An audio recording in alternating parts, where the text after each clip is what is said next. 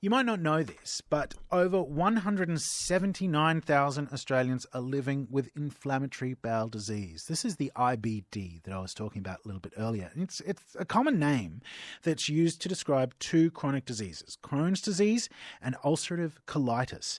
And these cause inflammation in the intestines. Now, if you happen to have had this or been diagnosed with this, it is something that can definitely impact your life. It's something that's also not easily diagnosed as well, as you'll hear from my next guest. Michelle Hobson is the author of the Ultimate IBD Handbook, your guide to thriving, not just surviving. And Michelle's come into the studio with the book this morning to tell us a little bit more about it. Good morning, Michelle. Good morning. Thanks for having me. It's great to have you in the studio. The book, how did you come to start writing this and putting it together? It come from a very long journey of being misdiagnosed and not having much information when I finally was diagnosed with ulcerative colitis. And that must have been quite a journey. You said misdiagnosed. There must have been some very frustrating times for you there, just wondering what's happening. Absolutely. I look back on that time now and just think, how did that happen? It started back in 2016, actually, when I had my second daughter. That's 9 years ago. Exactly, yes. Wow. It took that long. And I was told I had IBS and gluten intolerance, stick to a low FODMAP diet, which is what we're all commonly told when we have intestinal problems. And I actually had ulcerative colitis that entire time. Wow.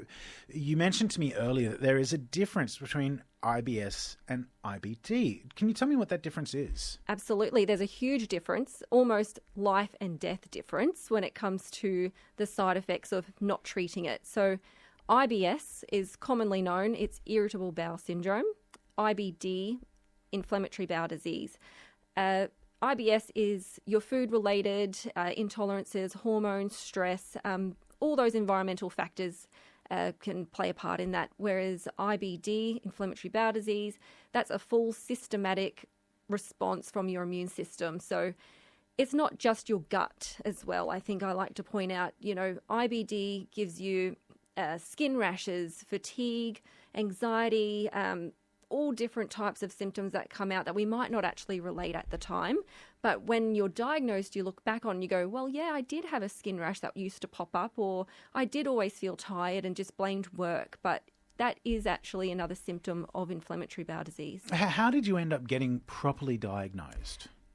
Almost dying, actually. It's quite a dramatic story. That does sound dramatic. Please take us through it if that's okay. Yeah, absolutely. So again, back in 2016, I did start experiencing some uncomfortable symptoms. Without going into too much detail, they were enough for me to go to the GP and say, this isn't normal, what's going on? Personally, I was terrified I had bowel cancer. That was the first thing that come to mind. Because as you said, it can rashes, you're feeling terrible. It's not just in one isolated area. Exactly, yes, yep. And, whenever you Google, rectal bleeding, it's always the worst case scenario, thing, So the GP did order a colonoscopy and I was petrified going into it, but I had the most amazing news when I woke up. I didn't have bowel cancer. I just had IBS and I need to keep a food diary, stick to a low FODMAP diet. And that's exactly what I did. For 6-7 years, I had apps that tracked my food. I had diaries that I would make sure that I wasn't eating gluten and, spending the extra money for these low FODMAP foods and certified foods. They can be expensive, yeah. They really are. and over that time, you said, about 6 years you were doing this for? Yes, yep. Did you notice any difference? I had hospital admissions where I was in excruciating pain, huge amounts of blood loss, wasn't able to eat or drink, and the hospital would just give me IV fluids because I was so dehydrated and give me morphine to control the pain and send me home saying, make sure you monitor what you're eating, and there was no further investigation because I'd had that colonoscopy, and that happened multiple times. So it gets really tough. I think the mental strain, and I try and explain it to people as, you're having a day at work, you go home, you get gastro. You would call in sick the next day from work. You would not go to the grocery store because you don't know what's going to happen. With inflammatory bowel disease, you have gastro every day. You have to push through. You have to go to work. And that put me in a point where I had to wear a nappy just to drop the kids to school. And I only really admitted that after speaking with some people recently, because it still makes me really, it's embarrassing. Yeah, it's it is. upsetting. It must feel that way too. It's giving me goosebumps I think now. Our because first it's really hurdle hard. is probably getting over the embarrassment of talking about these things sometimes. And you just feel really ashamed because I, in that time, was doing everything I could to not have these symptoms. I was doing what the doctors were telling me. I was going to them when I was having these extreme symptoms, but it was just, you must have eaten something. What have you done differently? And you probably feel guilty when you go into a doctor as well, and you think, oh, I'm just Absolutely. annoying them, that they don't know what's wrong. Yes, and because, you try and explain the pain, but it's just, we've all had stomach aches before, and they make you feel a bit dramatic. But that sort of led to 2023. I, again, went into what I now know as a flare, where it was 10 plus days of not being able to eat. I then couldn't drink water because the pain was just so excruciating that I collapsed at home while I was changing my 9-month-old's nappy. My partner called the ambulance and I was taken into the hospital. Again, given IV fluids, given morphine for the pain, and got told that I had a UTI and to go home with some antibiotics. Wow.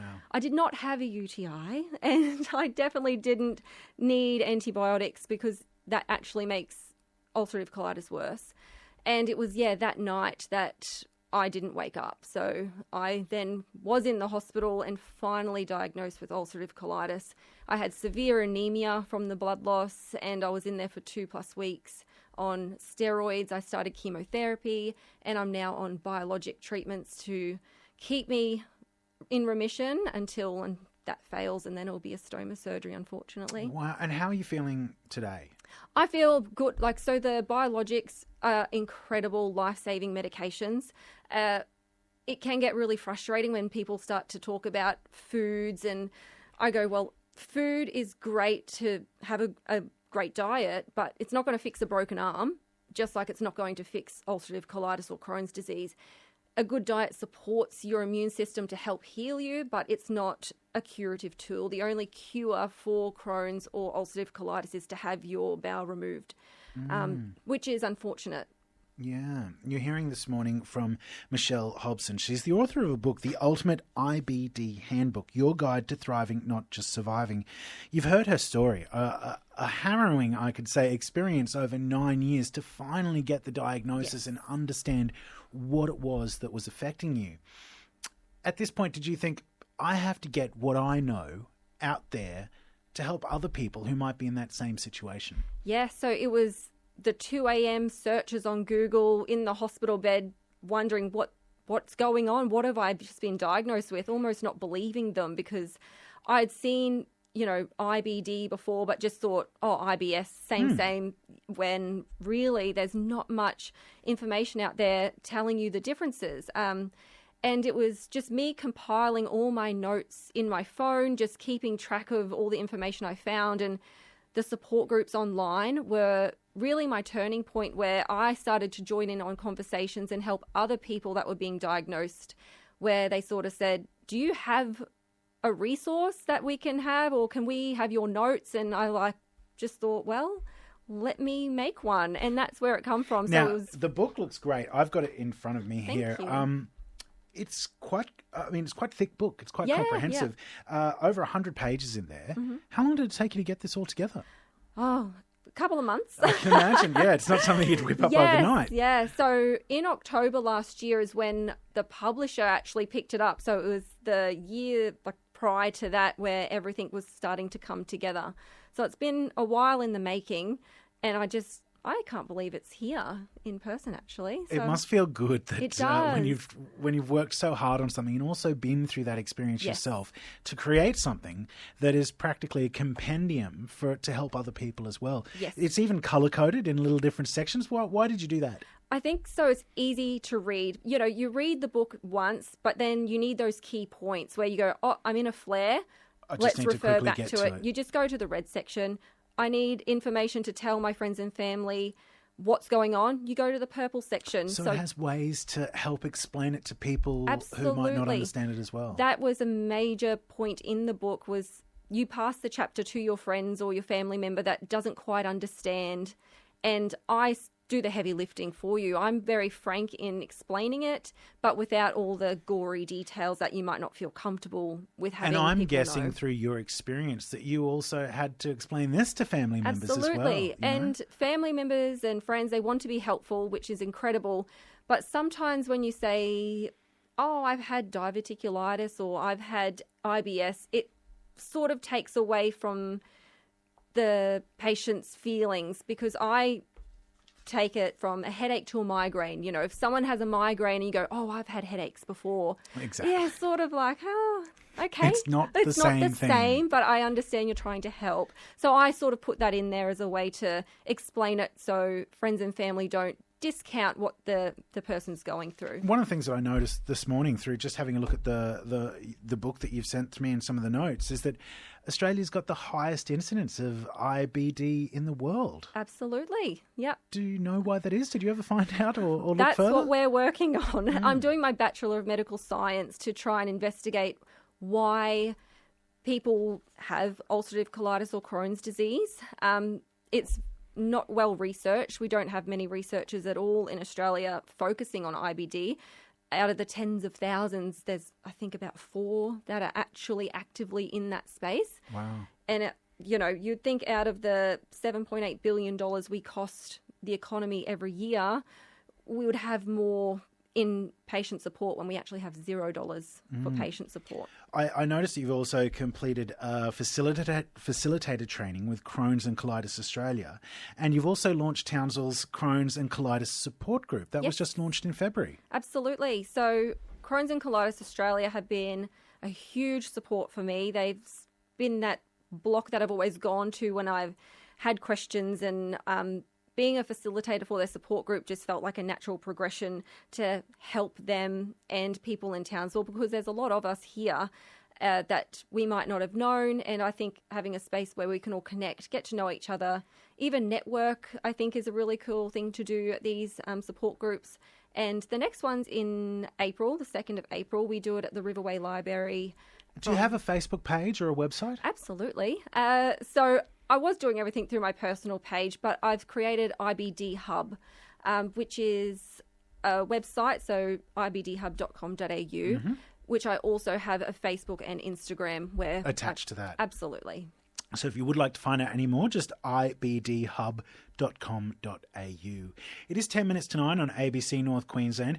You're hearing from Michelle Hobson, who's written the ultimate IBD Handbook. I was thinking IMBD then. I for a get second. IVB, IBA, I don't know. I go with it. You also have a book launch for this, and that's happening tomorrow night at the C-Bar. Yes, I'm very excited, and I want everyone to come along if they know somebody with inflammatory bowel disease. That's Crohn's and colitis. If you're just interested or you want to have some free food, I've got canapes provided. You said the magic words, free food, didn't you? Free food, that's my favourite. Yes, so I'm providing all the canapes there, and you're welcome to just come along for free. It doesn't cost you anything unless you want to buy the book, which is on pre-sale at the moment, if you wanted to look at that. But you can also find out more about the support group as well, and maybe even be catching up with people who might be in the same similar situation as yourself too. You've also got a book signing. You're very busy this week, aren't you? I am busy this week.